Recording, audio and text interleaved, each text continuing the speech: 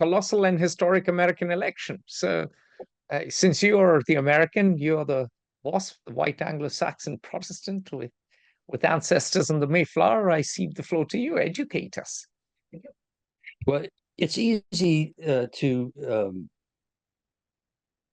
belittle and highlight the farcical elements of one of the two candidates and of the entire electoral process in the United States, which so often focuses on image and extremely reductionist assertions. It used to be television ads, and now it's Instagram, 60-second reels. In which, on social media, actually, the Harris campaign, the Democrats are outspending Trump 20-1, apparently. So for all of the apparent uniqueness, I say that guardedly, of Donald Trump as a candidate and a political figure, he actually represents, from my perspective, very unfortunately, a distillation and historic urges and positions in the American public, and perhaps the last gasp of some of them, all of which are profoundly historic currents in American social and political discourse and constitution. White supremacy.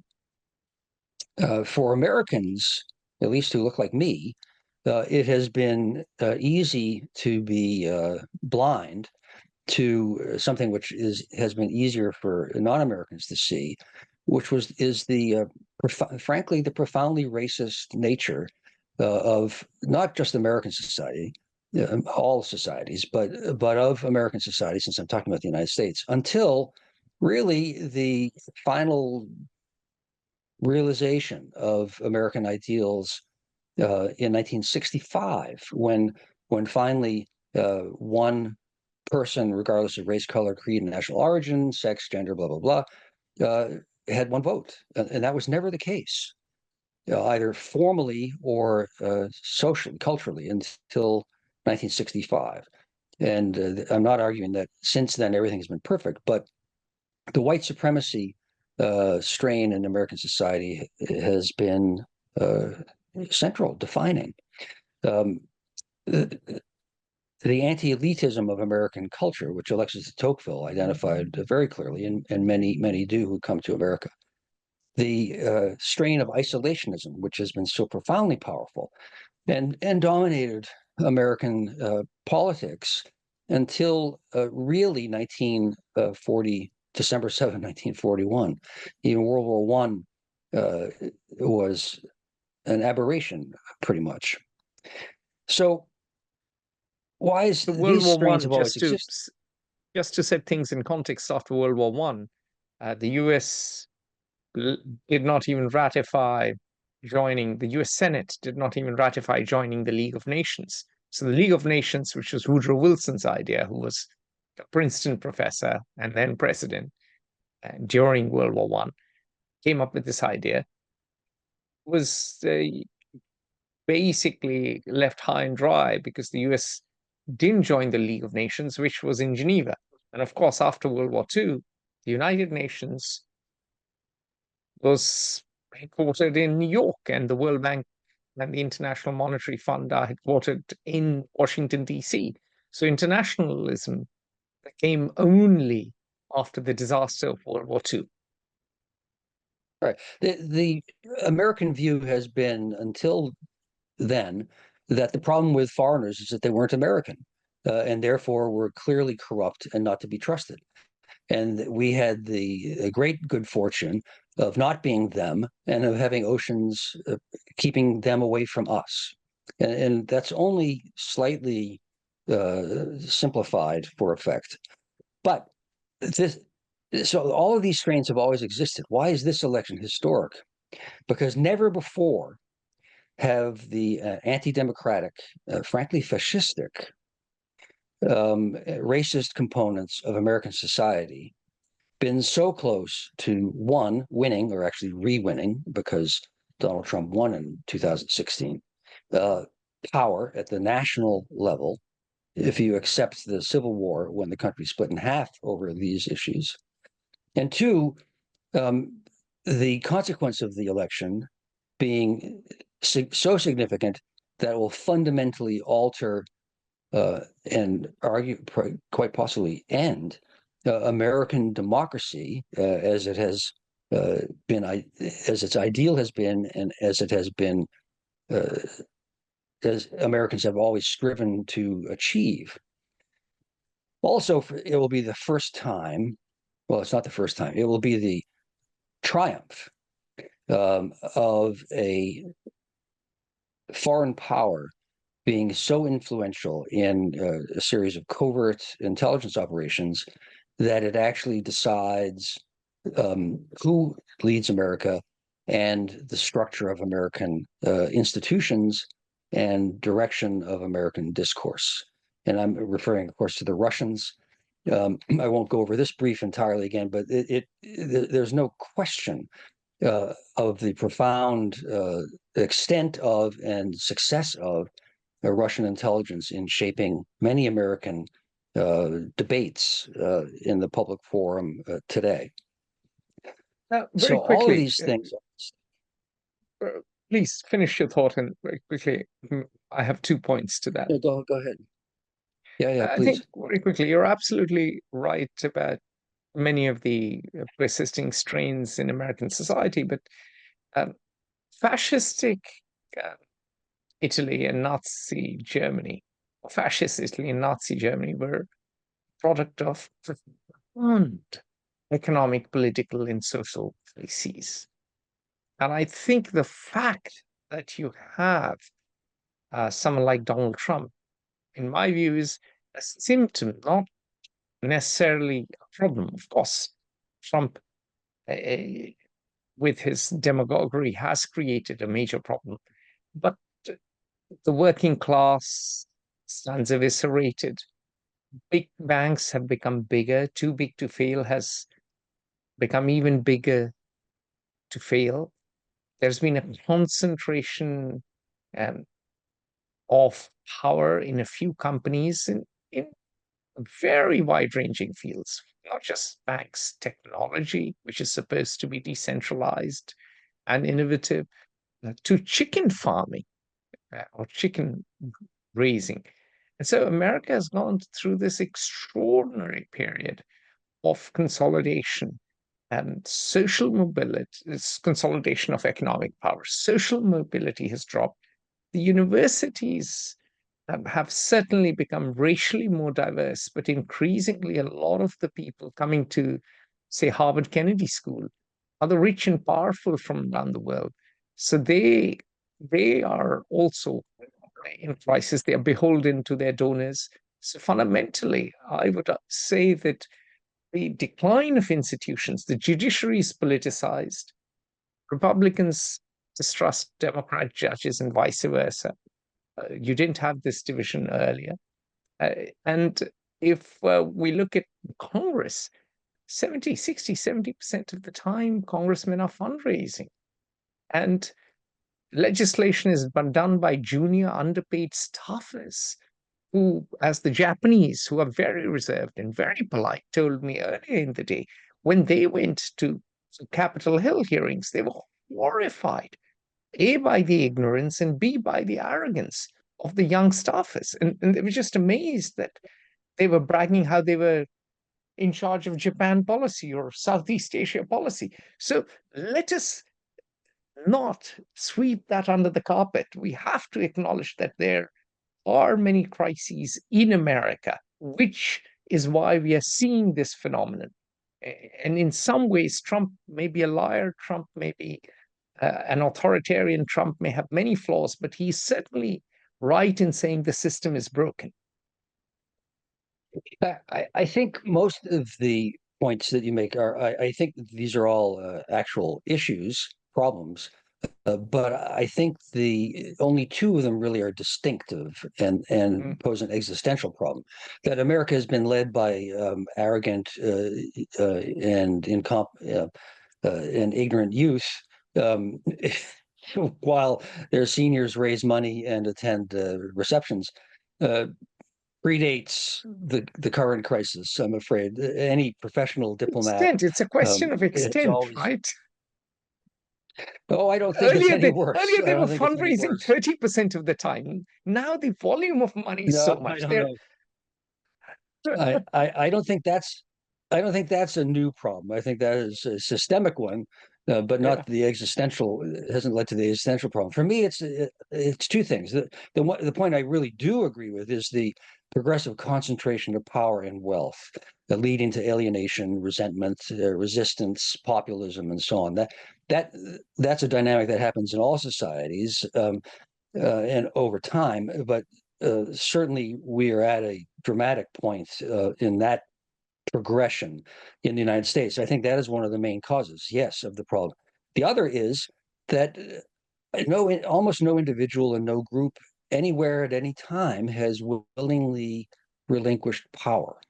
And the white America, which was the cock of the walk for 240 years, defined what America was and made what America is now no longer able to call all the shots and call the Hang on a tune. minute. And The they are, white Anglo-Saxon Protestant elite handed over power. I mean, I have a very close Jewish friend who retired from a very high legal position. I think you've met him once, and he commented that he went back to his law school. I don't remember whether it was Harvard or Yale, and he saw one professor when he went to these schools as a professor. It was Anglo-Saxon names like yours, and he went back and for a reunion. He's getting on in his years, and one professor after another was Jewish, and suddenly it occurred to him. He suddenly said, "Oh my God, we've become the establishment." And this is quote and unquote what he said. And so there has been a change of guard in American universities. There has been a change of guard in American institutions.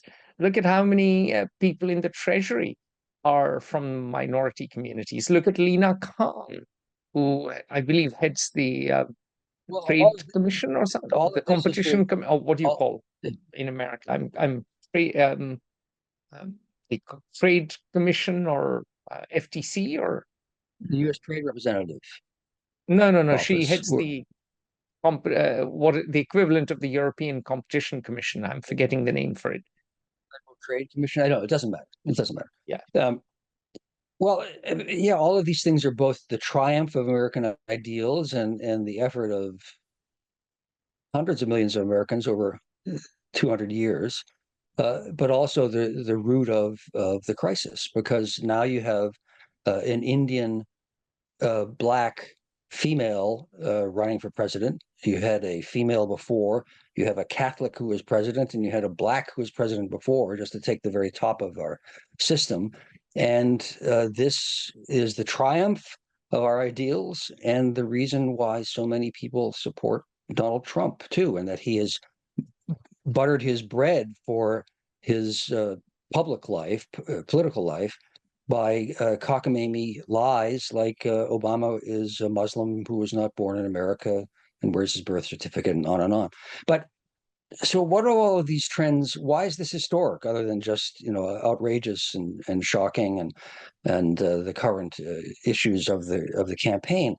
I would argue that let's just take very quickly diplomatic, economic, social, and institutional implications of what the election portends and will decide in an historic turn. Diplomatically, you have the Democratic candidate and party representing the internationalist strain of American political leadership and policies, uh, opposing opposed to the isolationist U.S., which historically has been very powerful and was dominant until 1945 or 1941. But whoever wins will shape lastingly the nature of American engagement with the international diplomatic system. The future of NATO, the future of the alliance with Japan, the future of the rules-based normative international order is largely at stake. Now, many things are beyond American control. China's rise is unstoppable. They will have progressively greater influence. The same is true with regard to India, et cetera, et cetera, et cetera. Nonetheless, the U.S. still remains the greatest power by virtually every index and will be very consequential. And if the U.S. turns away from these institutions, they will largely wither, and that will affect 8 billion people forever. Economically, you have the same degree of substantive consequence. The Democratic side, Kamala Harris represents a Keynesian policy of economic policy.